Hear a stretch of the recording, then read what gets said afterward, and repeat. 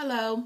For those of you who do not know me, my name is Adriene, and I have been a member of Mount Zion Church for 6 years. And during that time, I have really grown. But a few months ago, I decided that it is my story to tell, and it is important that I tell that story because I feel like I'm an overcomer, and I feel like I've had much success despite my diagnosis with bipolar. So last year, I was speaking with my therapist, and she told me that my diagnosis should not define me. I have been wearing my diagnosis on my sleeves for many years, trying to act normal, even though what I was portraying was a facade. I felt that it helped me to cope and to fit in.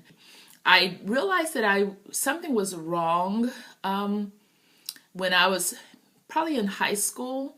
I'd have these ups and downs, like I'd be really, really elated and what now I know was a manic episode. Very energetic, very capable, very daring, had grandiose ideas and all that goes along with a manic episode for bipolar, to the point where I would do things that was out of my norm because I am a pretty reserved and introverted person. I remember one manic episode, I decided to run for the Black Student Union president.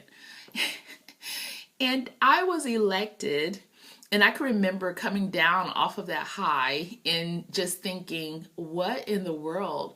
And I actually ended up very depressed and cried in a Black Student Union meeting. So this cycle continued. Usually, probably every 2 or 3 years, I would have a manic episode.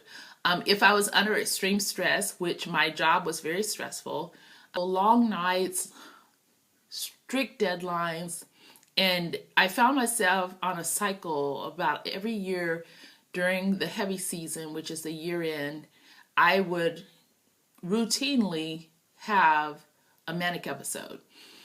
And then following that, of course, I would come down back to reality and things would kind of level out. Knowing your cycles, because even normal people without mental health issues will go through cycles. So just knowing your seasons of the year is very helpful. Speaking with a therapist helps. Having your family support system and your friends helps. I have a very strong family support, and they kind of can just encourage me during those times. But my main thing is leaning on Jesus. And since I was saved at not a young age, I would say I accepted Jesus and made him my Lord. At the age of 16, I was baptized. And since then, everything has just really been a close walk with God. So by the grace of God, I was able to raise my children, and I'm thankful for that. I believe that my prayer and closeness to God has helped that tremendously.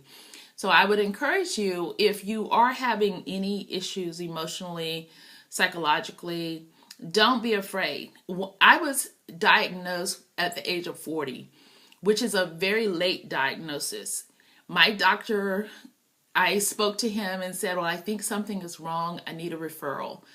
He said to me, the fact that you're asking for a referral for mental health issue tells me that you're not bipolar.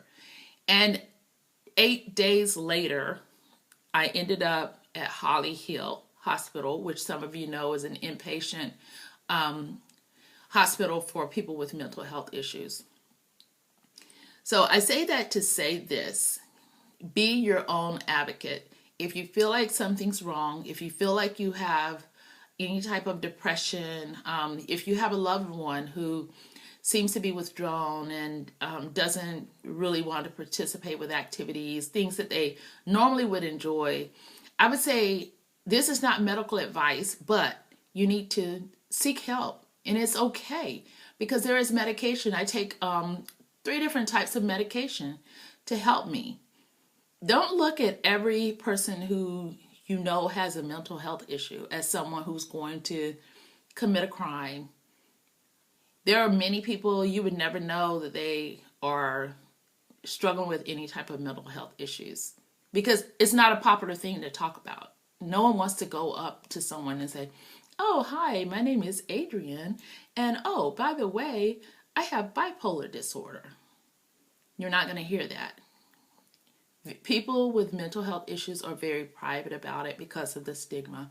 And my hope today is for you to understand a little bit about me and my story, and hopefully to dispel the myths about mental health issues. So I thank you for listening, and be blessed.